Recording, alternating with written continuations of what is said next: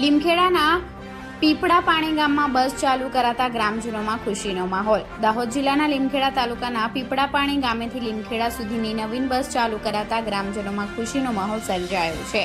દાહોદના સાંસદ જસવંતસિંહ ભાભોર દ્વારા લીલી ઝંડી આપી બસનું પ્રસ્થાન કરાવ્યું। આ બસ દ્વારા પીપળા પાણી સહિતના આજુબાજુના છેવાડાના લોકોને 7 થી 8 લોકોના ગામોને લાભ થશે। આ બસ ચાલુ કરાતા ગ્રામજનોમાં ખુશીનો માહોલ જોવા મળ્યો હતો। Reporter Hasmukh Prajapati, Gujarat crime news, Limkheda.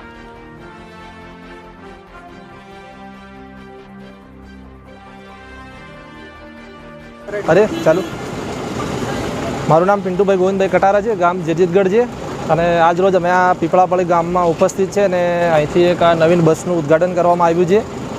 એટલે કે આજુબાજુના અમારા અંતરિયાળ વિસ્તારમાં 4-5 ગામોમાં લાભ થઈ રહ્યો છે, જેમ કે છોકરાઓ સ્કૂલે જાય છે, કોલેજે જાય છે અને તાલુકા લેવલનું કંઈ પણ કામ હોય તો આસાનીથી થઈ રહ્યું છે। એટલે આજરોજ અહીં આપણા સાંસદ માનીને જસવંતભાઈ ભાભોર સાહેબના વરદ હસ્તે આ બસનું ઉદ્ઘાટન કરવામાં આવ્યું છે, જે પીપળા પાણીથી વાયા જેરીતગઢ ફૂલપરી થઈને લીમખેડા સુધી જશે। આ બસની સુવિધાથી કેટલા ગામોને લાભ મળશે? 4-5 ગામોને લાભ મળશે। આજુબાજુના જેરીતગઢ છે, પીપળા પાણી છે, નાની મોટી વાસવાણી છે, સુધારવાસા છે।